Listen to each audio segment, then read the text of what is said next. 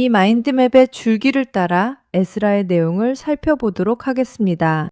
에스라 강의안, 무너진 삶의 터전 위에서 거룩을 재건하라. 도입, 귀환이라는 기적의 서사시. 여러분 반갑습니다. 오늘 우리는 구약 성경의 회복과 소망의 상징인 에스라서를 함께 펼쳐보겠습니다.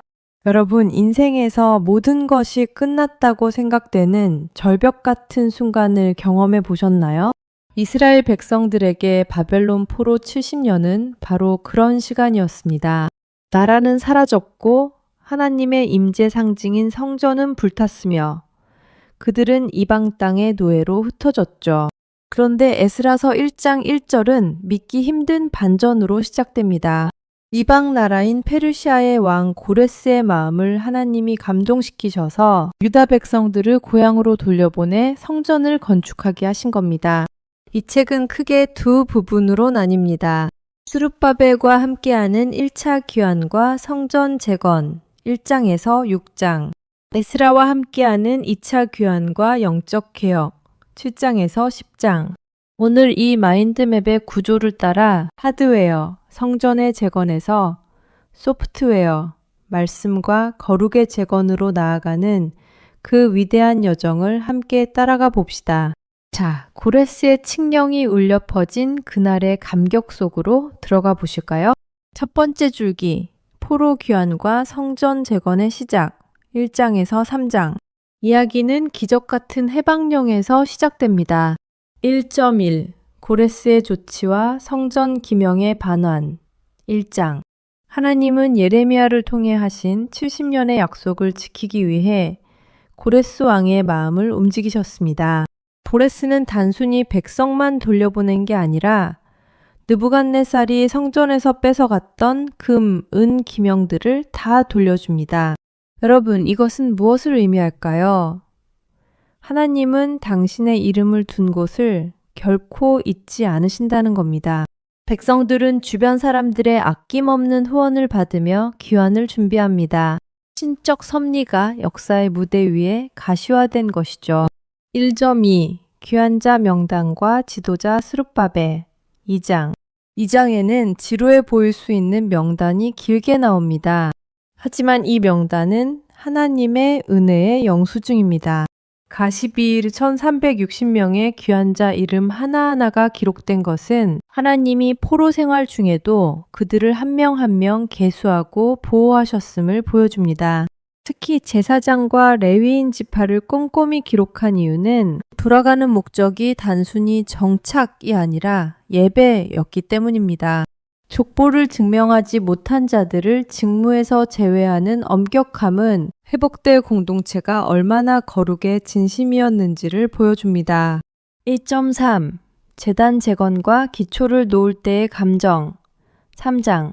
예루살렘에 도착한 그들이 가장 먼저 한 일은 집을 짓는 게 아니라 번제단을 쌓는 것이었습니다. 두려움 속에서도 규례에 따라 매일 제사를 드리고 초막절을 지켰죠. 드디어 성전 기초를 놓는 날, 현장은 눈물바다가 됩니다. 젊은이들은 기뻐서 함성을 지르는데 옛 솔로몬 성전을 기억하던 노인들은 지금의 초라한 기초를 보며 대성통곡합니다. 한호와 통곡이 뒤섞인 이 장면은 에스라 3장의 가장 감동적인 대목입니다. 비록 규모는 작아도 하나님은 그들의 다시 시작함을 기뻐하셨습니다. 두 번째 줄기, 방해와 중단, 그리고 완공의 기적, 4장에서 6장. 하지만 하나님의 일에는 항상 방해가 따르기 마련입니다. 4장, 사마리아인의 방해와 공사 중단. 주변의 대적들이 우리도 함께 건축하자고 제안합니다. 하지만 유다 지도자들은 단호히 거절합니다. 혼합신앙을 경계한 것이죠. 이에 분노한 대적들은 페르시아 왕에게 고소장을 올립니다. 이들이 성을 쌓으면 반역할 것입니다. 결국 왕의 금지 조서가 내려오고 성전 공사는 16년 동안이나 중단됩니다. 성전터는 잡초가 무성해졌고 백성들은 아직 때가 아닌가 보다 하며 낙심에 빠집니다. 우리 인생에도 이런 중단과 정체의 시간이 있지 않나요? 5장, 학개와 스가랴의 격려. 이때 하나님은 두 예언자 학개와 스가랴를 보내십니다. 너희는 판벽한 집에 살면서 하나님의 집은 황폐한 것이 옳으냐. 말씀을 들은 스룹바벨과 예수아가 다시 일어납니다. 이번에도 조사가 나왔지만 유다 사람들은 당당히 대답합니다. 우리는 천지의 하나님의 종입니다. 고레스 왕의 조서가 있으니 확인해 보십시오. 기록 보존과 역사적 정당성이 그들의 무기가 되었습니다. 6장 다리오의 확인과 성전 봉헌. 드디어 고레스의 조서가 문서 보관소에서 발견됩니다. 다리오 왕은 적극적인 지원을 명령합니다. 비용을 대줄 뿐 아니라 제사에 필요한 재물까지 공급하라고 하죠. 마침내 아다르월에 성전이 완공됩니다. 백성들은 기쁨으로 봉헌식을 드리고 유월절을 지킵니다. 성경은 기록합니다. 여호와께서 그들을 즐겁게 하시고 이스라엘의 하나님이신 왕의 마음을 그들에게로 돌려 성전 건축을 돕게 하셨습니다. 6장 22절 광해를 뚫고 피어난 하나님의 승리입니다. 세 번째 줄기 에스라의 등장과 2차 귀환 7장 8장 성전이 완공된 지 약 60년이 지난 후 드디어 이 책의 주인공 에스라가 등장합니다. 7장 준비된 학사 에스라와 아닥사스다의 조서. 에스라는 아론의 후손이자 율법에 능통한 학사였습니다. 그는 여호와의 율법을 연구하여 준행하며 율법과 규례를 이스라엘에게 가르치기로 결심한 사람이었습니다. 아닥사스다 왕은 에스라에게 성전 행정권과 사법권을 부여하는 놀라운 조서를 내립니다. 하나님의 선한 손이 에스라를 도왔기 때문입니다. 에스라는 감격하며 송축합니다. 우리 조상들의 하나님 여호와를 송축할지로다. 8장 금식으로 여는 위험한 여정. 에스라는 2차 귀환자들을 모읍니다. 그런데 성전 봉사할 레위인이 부족하다는 것을 알고 긴급히 사람들을 보충하죠. 아하와 강가에서 에스라는 백성들에게 금식을 선포합니다. 왕에게 군사를 요청하는 대신 오직 하나님의 보호를 구하며 신뢰를 고백한 것입니다. 그들은 성전 기물들을 계수하여 맡기고 4개월의 위험한 여정 끝에 하나님의 손길로 무사히 예루살렘에 도착합니다. 정직한 회개와 예배의 회복이 도착 후 가장 먼저 행해집니다. 네 번째 줄기, 이방 혼인 고발과 회개기도 9장. 무사히 도착한 기쁨도 잠시, 에스라는 충격적인 보고를 받습니다. 9장 1절에서 6절.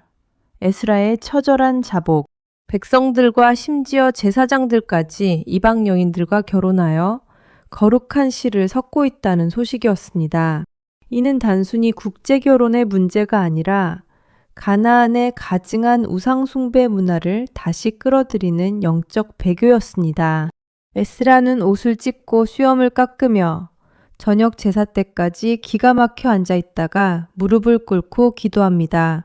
그의 기도는 우리의 죄를 자복하는 회개였습니다. 우리 죄악이 머리에 넘치고 우리 허물이 하늘에 사무치나이다. 9장 7절에서 15절. 거룩한 구별의 절박함. 에스라는 고백합니다. 하나님이 잠시 우리에게 은혜를 베푸셔서 남은 자가 되게 하시고 성전을 세우게 하셨는데 우리가 또 계명을 버렸나이다. 그는 거룩한 구별이 없으면 공동체의 생존 자체가 불가능하다는 것을 통렬하게 지적합니다.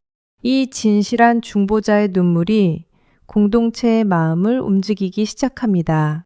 다섯 번째 줄기, 언약갱신과 공동체 정결 10장. 마지막 줄기는 구체적인 결단과 실행입니다. 10장 1절에서 17절. 회개 여론의 확산과 결단. 에스라가 울며 기도할 때 수많은 백성이 모여 함께 통곡합니다. 스가냐가 제안합니다. 우리가 하나님께 범죄하였으나 아직 이스라엘에게 소망이 있나이다. 언약을 세워 이방 여인들을 내보냅시다. 에스라는 즉시 지도자들에게 맹세를 시킵니다. 큰 비가 내리는 가운데도 백성들은 광장에 모여 떨며 결단합니다. 이는 감정적인 흥분이 아니라 삶의 구조를 뜯어고치는 뼈를 깎는 개혁이었습니다. 10장 18절에서 44절 조사위원회와 명단 정리 사건을 공정하게 처리하기 위해 조사위원회가 설치됩니다. 3개월 동안 꼼꼼하게 조사하여 이방인과 혼인한 자들의 명단을 작성합니다. 제사장부터 평범한 백성까지 이름이 열거됩니다. 이 명단은 수치스러운 기록일 수 있지만 동시에 회개한 자들의 목록입니다. 그들은 속건제를 드리고 관계를 끊으며 하나님께 돌아왔습니다. 에스라서는 이 질서정연한 정결의 목록으로 끝을 맺습니다. 왜일까요? 성전이라는 하드웨어보다 그 안에 사는 백성의 거룩이라는 소프트웨어가 더 중요하기 때문입니다. 결론. 에스라가 오늘 우리에게 던지는 메시지. 오늘 우리는 마인드맵의 구조를 따라 포로 귀환에서 영적 개혁까지 에스라의 파란만장한 여정을 훑어보았습니다. 에스라가 오늘 우리에게 던지는 메시지는 3가지입니다. 하나님의 손은 결코 짧지 않습니다.